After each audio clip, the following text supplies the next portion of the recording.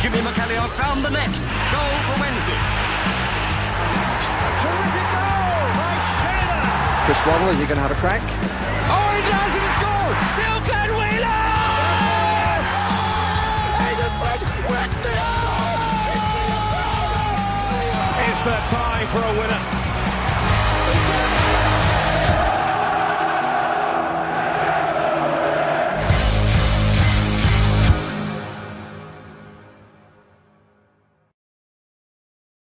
Hello and welcome to Wednesday Till I Die podcast. Welcome back to the preview show, the first one of the 25-26 season.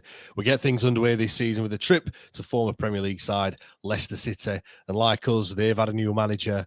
Like us, they've got financial problems. And like us, they could also be faced with a points deduction at some point this season. However, I would swap our positions in a heartbeat. I'm delighted to say that I'm joined by Jake from the Big Strong Leicester Boys podcast. Jake, how's things? All good? Yeah, it's all right. Life's fine. We'll get stuck into the football in a little while, which is perhaps a different matter entirely. But yeah, so just saying to you before we started, it's going to be a slightly strange conversation because we moan lots about our football club and absolutely rightly so. But I feel rather guilty, considering Sheffield Wednesday's current state. So it's quite a miracle that we find ourselves playing each other on the opening day. You say football, we've not spoken about actual football for what feels like a long, long time. The Watford game was the last game of the season. I think ever since then it's been embargoes, NDAs, wages, stadiums falling down. Oh, it's been a whole host of different things. And I've actually forgot that there's a game of football that needs to be played in just over a week's time. So, now I always start by talking about kind of previous meetings. Last time we travelled to the King Powers a couple of seasons ago, your promotion season ended in a 2-0 defeat for us. A strange game, from our point of view anyway. It was a game where James Beadle made a massive mistake in goal, playing out from the back when he shouldn't have, and we conceded that first goal in that manner. What could you remember from that game, if anything? It was a weird one for us because we lost 2-0, but then I wasn't there. But in the away end, the fans stayed for about 10 minutes after the final whistle. The clapping the players off and stuff. It was a really strange atmosphere, to be fair. I mean, if I'm completely honest, very, very little indeed. I'm not even sure if I was at the game. It's really bizarre when we talk about this championship season, and obviously you'll be able to very much relate to this. In the space of 2 years, so much has happened. Obviously that was then the season we got promoted, and then the absolute disaster, which was then last year of getting relegated, and then all the things that have now happened as we embark on this one. It feels like years ago. That we were actually in the championship, although obviously it really wasn't. You went 12 points clear of the top of the league at that point. Yeah, it was even that. Even though we won the league, it was a slightly bizarre one. But look, no, I remember Sheffield Wednesday. I remember Danny Roll and the kind of the affection that the fans and the manager kind of quickly had, and the upturn in fortunes. And I think people at that point were kind of really thinking, well, maybe, just maybe, the club might be kind of getting back to some kind of normality under a really good coach. But yeah, unfortunately, all the other things away from football has meant that it's not exactly been plain sailing, to say the least, has it? No, you can say that again, definitely. I mean, you have to go back to 2013 for the last time that we won away at Leicester. A 70th minute Connor Wickham goal in a 1-0 win. I mean, some notable players in that Leicester side that day: Harry Kane, Chris Wood, and the one and only Mr. Ben Marshall, who every transfer window, apart from this one, because it's been a bit different, every transfer window, we linked with Ben Marshall because it always comes out. I think we had him on loan the season before he then came to you. Should have been playing for us, in all honesty. I think it was a bit of an issue with the transfer and stuff. But Ben Marshall, what a player he was, by the way. Well, what a talent! And so, unfortunately, he never really lived up to the heights, did he? But no, he was a super player and a fantastic technique, capable of scoring a real wonder goal. Can play on either side. Came through obviously the Man United academy, didn't he? But yeah, we had him, but.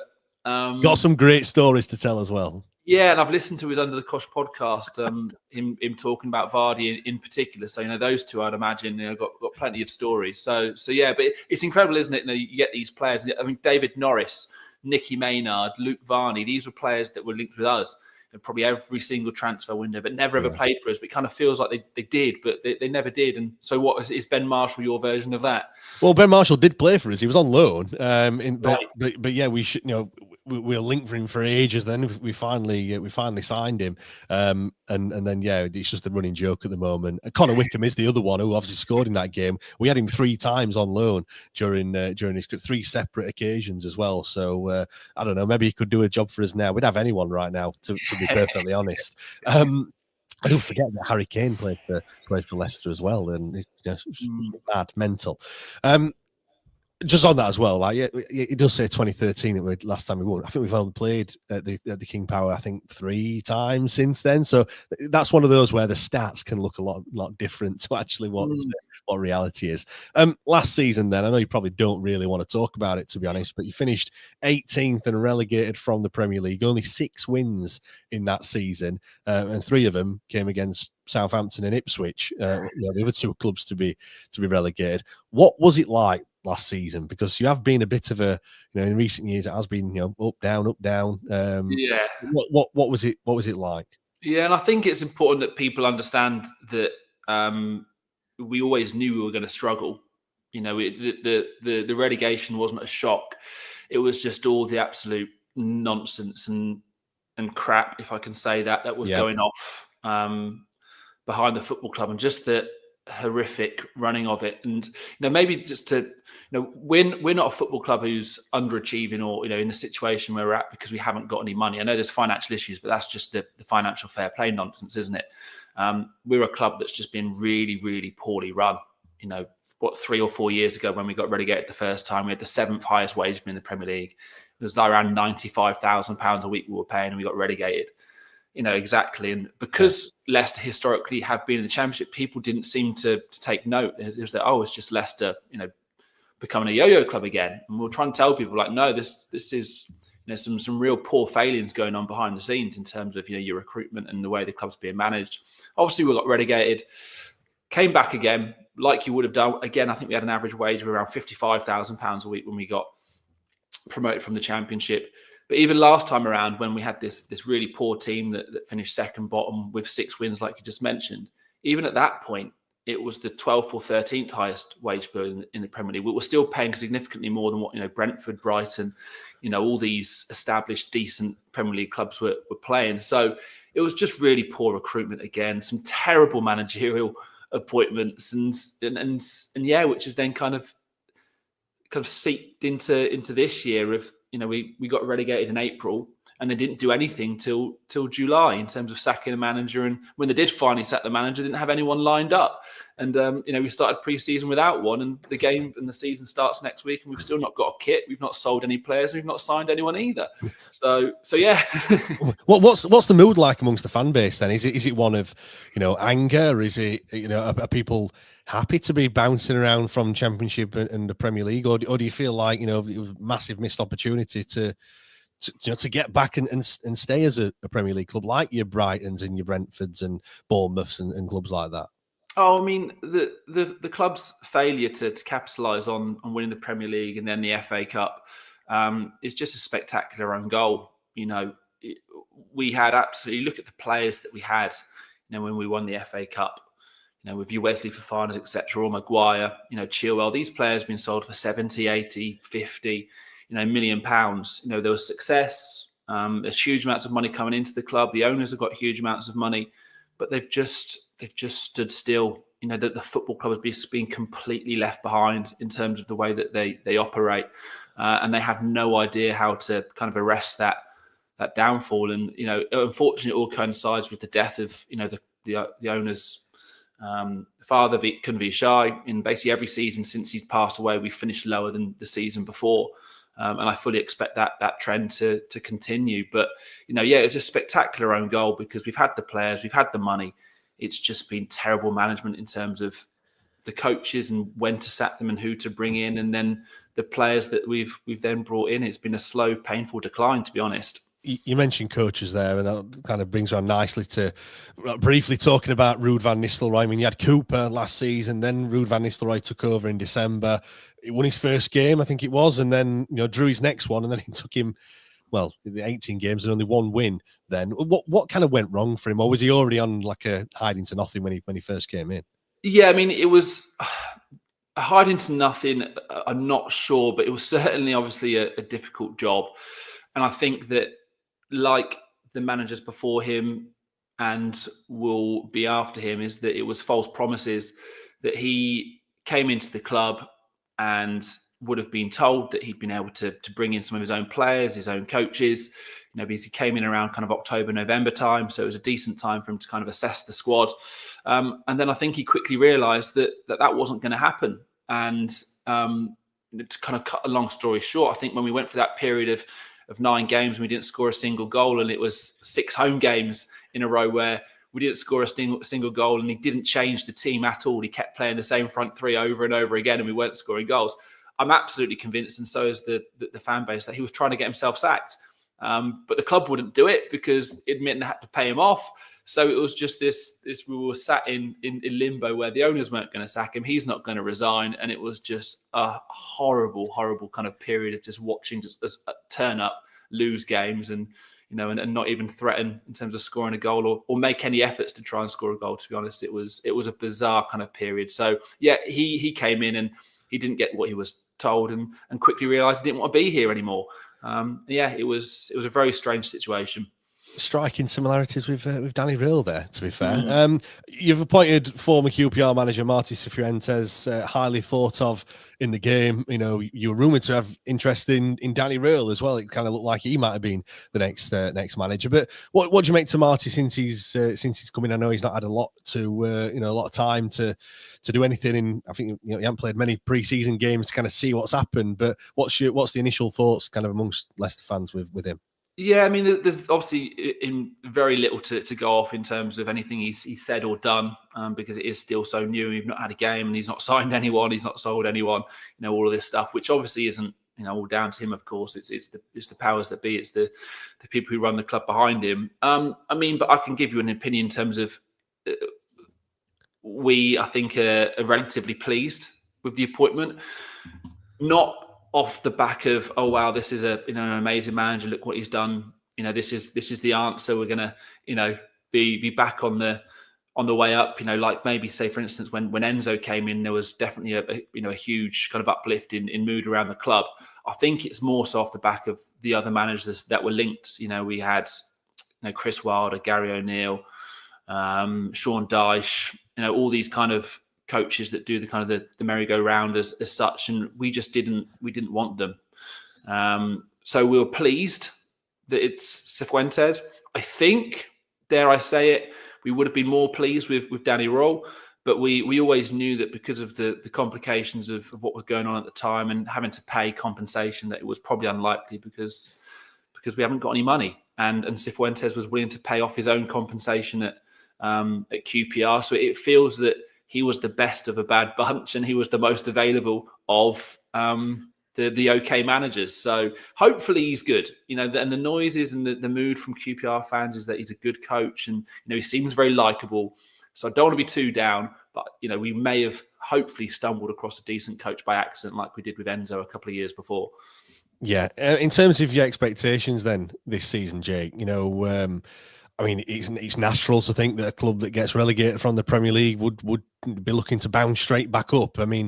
Is that the case with you, or is it perhaps going to be a little bit more difficult this time? You've mentioned you haven't even signed anyone yet, or the squad is largely similar to what it was when you came down. But what's the expectations?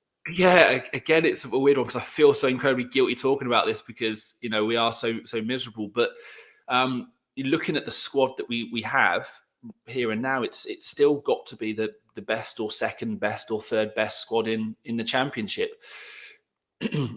But as I said, the issues aren't the squad or the quality or the money that's being spent on the squad. It's the mood around the football club, and it's the way that we do things. And look, we need to sell players. We've been told that we probably failed PSR again last year. I can't believe for a single moment we're not going to fail PSR or some kind of financial rulings this season unless we sell players. But the club just can't sell players. It can't negotiate. It can't move on players. So, people like Mads Anderson, I'm flabbergasted. Teams like Newcastle are going for Aaron Ramsdale. Why are they not going for Anderson? He's so much better, and and West Ham are being linked with him. But again, the money being touted isn't brilliant. We've got Bilal El Khanous as well, who's another player who's outstanding, but he's a £40 million player. But there's no way we'll get that for him. So the team will probably change between the team that you play next weekend and the team at the end of August. Maybe very different. And of course, then this points deduction, we don't know. Now, I've been told that it could be 9 points, and if it's 9 points, then suddenly it goes from automatic promotion to playoffs, doesn't it? Realistically, if we lose all these players, and then if the manager doesn't work, and there's a hangover from last year, then it's just trying to get into the playoffs, isn't it? But yeah, it's a real strange one because, as I said, it's the 1st of August, and you feel like you should be ready and you should know, but we don't, because we don't know what team we're going to have, and we don't know what the points deduction is going to be. But going on the team right now, it has to be right up there. It has to be.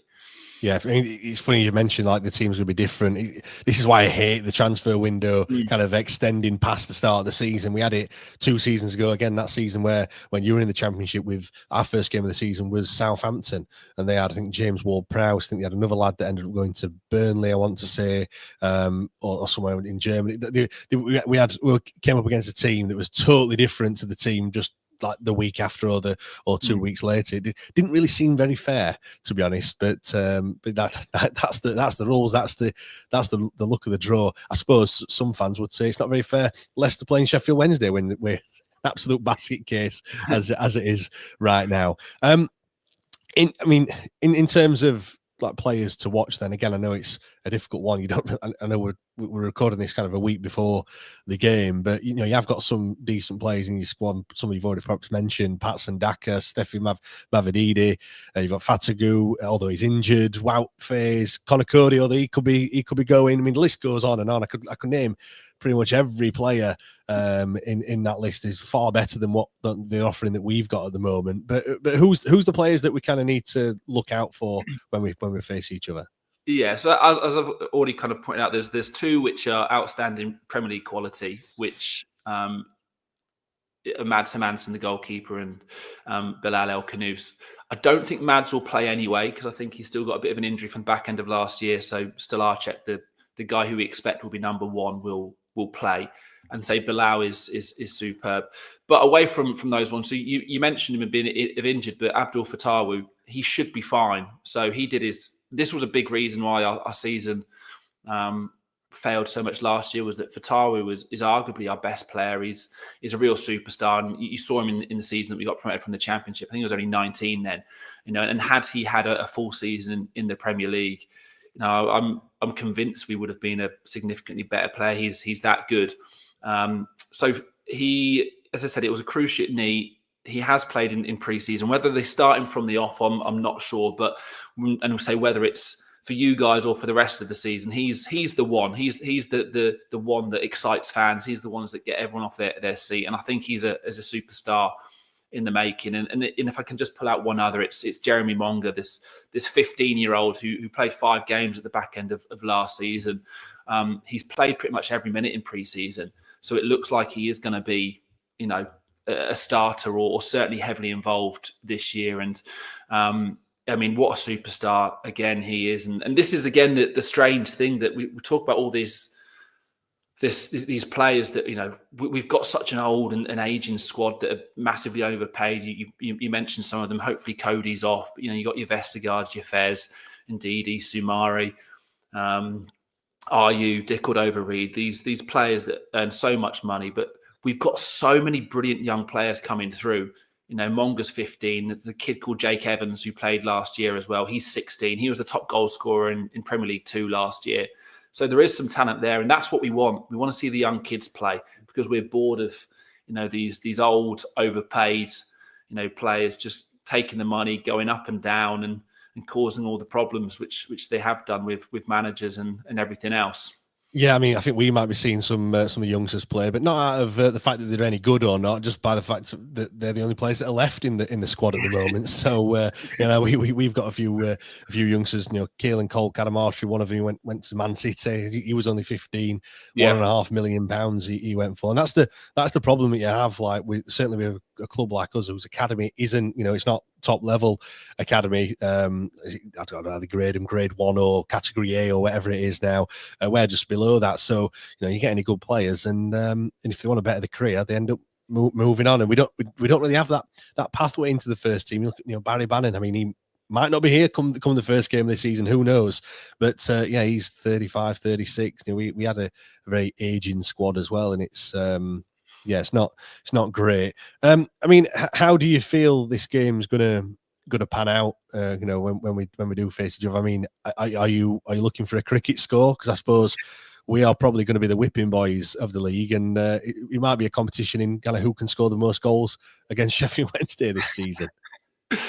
I mean, look, it's for the season openers. It's always such an interesting gauge, isn't it, to see where teams at. And look, this isn't me just kind of trying to be nice because I know of all the issues you've got going off behind the scenes. But genuinely, we don't really know what we're going to get from this team and this group of players. I suspect the starting 11, because people haven't been sold, will be pretty similar, or not a million miles away from what you saw at the back end of last year. All the fans are calling for these young players to come through, but I think you'll still see most of the same players that played at the back end of last year.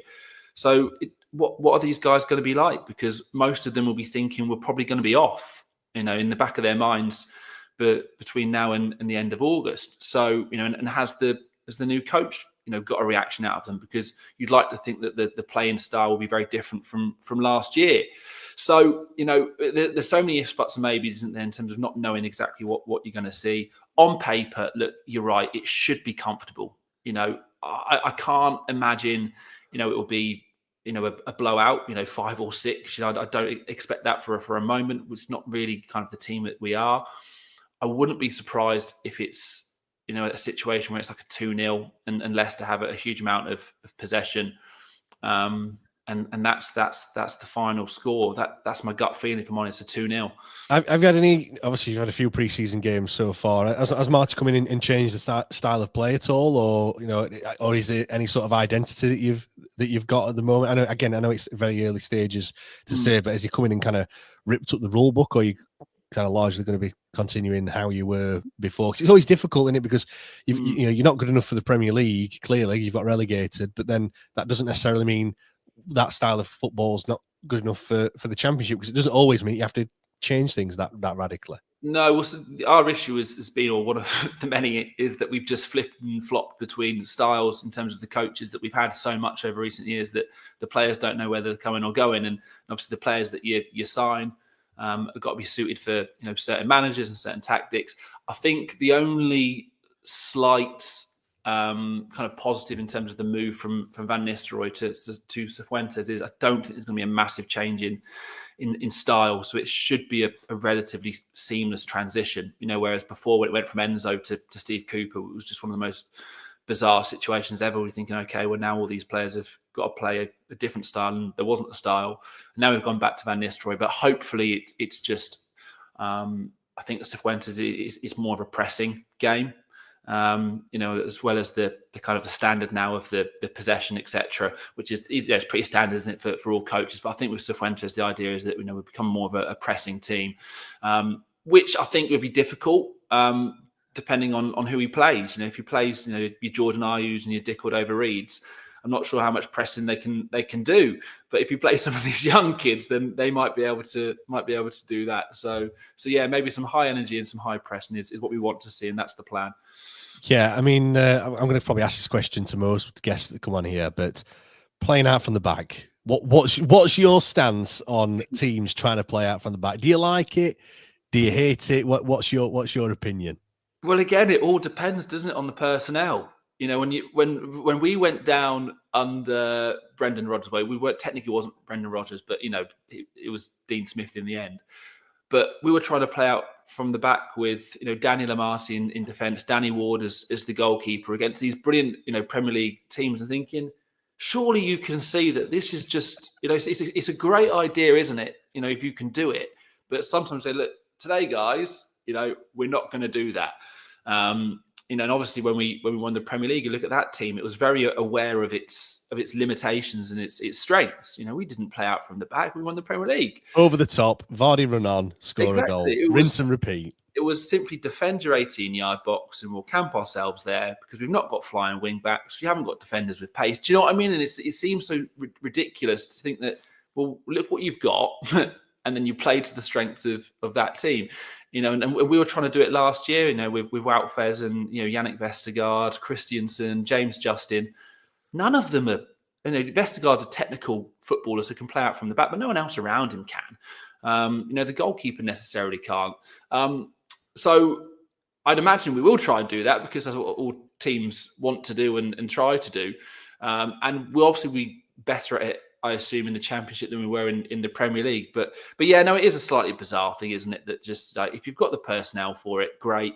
But if your goalkeeper can't play out from the back, and your centre halves can't, then don't do it. But hey, that's modern football for you, isn't it? Exactly. It's all good. We'll come back to this kind of, in 10 or 15 years' time and go, remember that time when? Yeah. We always used to play the ball out from the back. Anyway, just quickly then, before I know you kind of want to give me a bit of a score prediction, but what do you think to us at the moment? I know you're in a very, very strange position at this moment in time, but kind of what have you heard? What's kind of, because obviously we're in it, we are fully consumed in the whole situation, but I'm just interested to find out what other fans kind of know about of the situation and how you feel.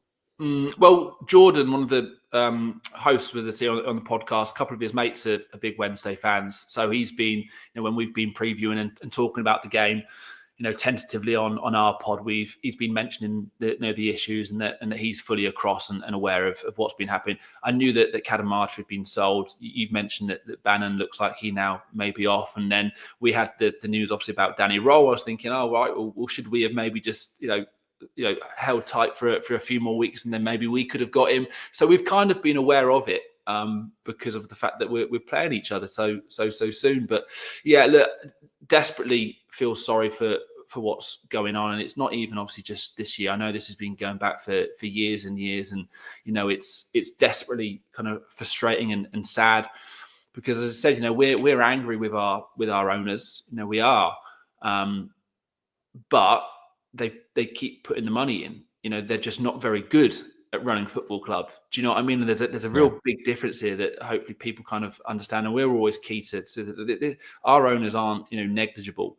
They're not. Well, we were doing that. He seemed to have a lot of money. He was putting in. We were losing kind of 9-10 million pound a year, and he was kind of not much money was coming in other than kind of season tickets. But then we've just got to a point now where that money is just ran out. Like, it's not a bottomless pit. That is the problem where we found ourselves. But I would also say, again, correct me if I'm wrong, we don't dislike our own. And he's not a bad person. I think he's a nice guy. I just don't think he has a clue what he's doing. He's got no football knowledge. He's got no business sense. It's all ultimately it's his dad's business, wasn't it? And he's failing his dad. And he can't sell the club because then it's, a failure on his dad's legacy. So we're kind of stuck in this limbo of, right, this is the owner until he runs out of money. Whereas your owner, it's kind of been like, he's always been a bit of a, not unpleasant guy. He's not always been particularly nice. And now the money's run out. It's like, okay, well, we'll leave then. You need to leave because, you're ruining a fantastic football club. And, it's so painful to see, isn't it, as fans, because you feel so helpless within all the situation and probably none more so than now. But also sometimes, you think, okay, well, how does this end? Sometimes it needs to get so bad for it to end. And I know it's a strange thing to say, but hopefully, if you want this owner gone, it needs to get a little bit worse before he finally leaves, and then things can begin to get better again. Because clearly, it's not going to get better under the current owner, is it? Ever? No, and it just feel like it's getting worse and worse daily at the moment. Just quickly, obviously, your owners are from Thailand. Deshpon Chansiri, he's also Thai. Do you think there's sometimes a bit of a culture difference and things like that? We found that sometimes with the way that things are being done and decisions that have been made, it's very much on kind of the way that things are done back in Thailand and perhaps there needs to be a bit of a consideration for how things are done over here and in the football world as well?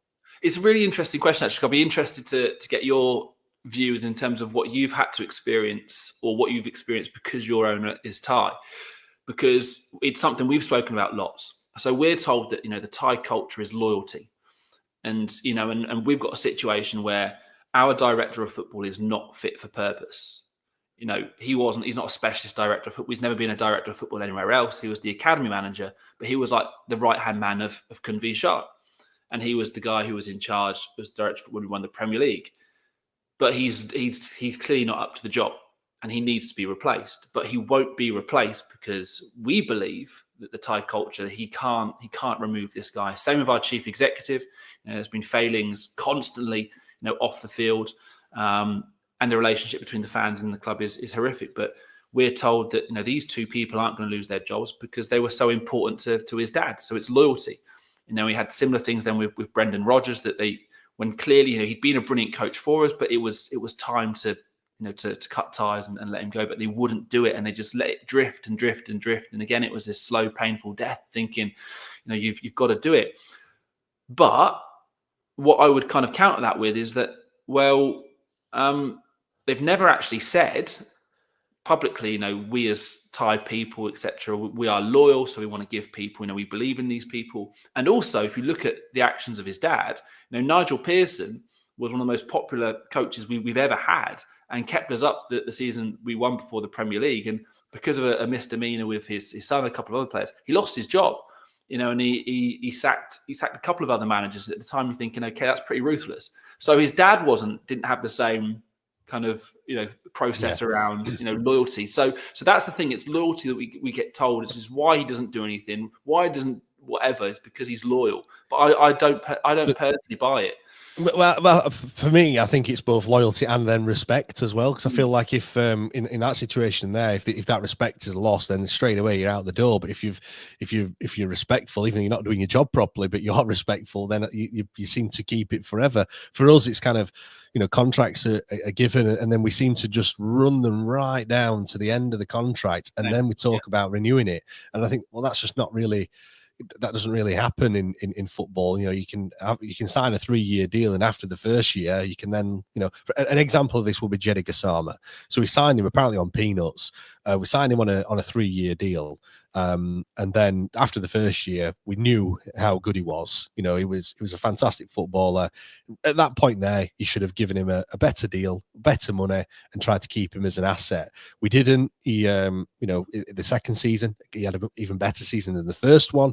And then now, obviously all the issues, and he's gone to Rangers for 2.2 million when he should have gone for about 10 if he'd have had his contract ended at the end of next season. So, he clearly weren't going to sign a new one. And obviously, I know all the issues we've had as well. We kind of needed to sell him, but we couldn't really get much for him because of he was on pittance. So by all accounts, they just paid off his contract, which in order to take him, which is an issue. And so I feel like that's happened quite a lot. We've lost players for nothing because I feel like, again, it's that that kind of loyalty to the player that you just keep paying them. You don't get rid of them. You just keep them, and then try and discuss something at the end, and the player then leaves instead. But I think we've lost hundreds of millions of pounds worth of players on free transfers. There's another 9 out of contract at the end of the season.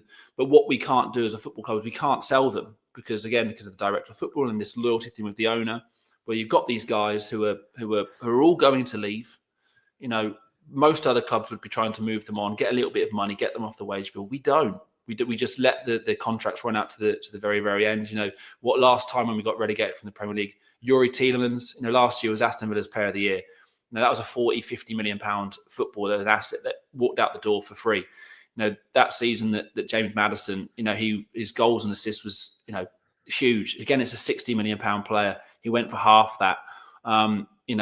Constantly, we have all these top players that just leave and walk out the door for absolute peanuts because of all the things that you're talking about. And it's the most infuriating thing in the world, thinking just move the players on.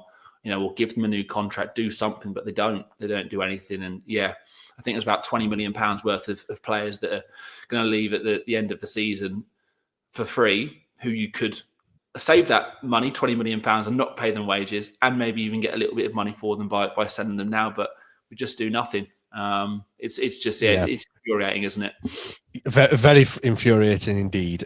Go on then, give me a score prediction. What's the score going to be when Leicester take on Sheffield Wednesday? Yeah, so I'm gonna stick with my early one. I'm go with a 2-0. That's what my gut's telling me, and my head when I really do think about it. I think you'll put up a real kind of valiant, kind of dogged effort, but I think obviously ultimately the squad and the talent that we've got, particularly being at home as well. I won't lie, if we were away, it'd be kind of almost like classic kind of Leicester, and then all the fans getting behind. You guys are like kind of stick two fingers up to the owner that you think I actually would probably even fancy you to win it. But I think with us being at home, I'm going to say we do it 2-0. Great stuff. I think you're being a bit conservative there, but then hey ho. Go on then. Before I let you go, give a shout out for your podcast, and where can we find you?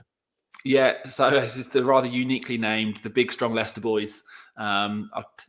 I won't explain the reason behind it. We're not big and strong.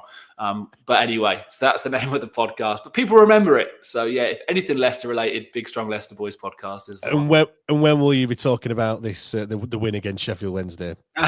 So we'll do the chat about the game on the Monday. We'll do it the day after. Nothing beforehand now. So yeah, we'll wait and see. But yeah, we'll do it as soon as we can after the game. Great stuff, Jake. All the best for the season, of course. Let's see. You're in a similar situation with us. Let's the battle of the points deductions. This might be this season. But no, all the best for this upcoming season. All right, top man. I appreciate your time, and yeah, hopefully everything gets sorted with you guys. And I wish you all the very best. I genuinely do.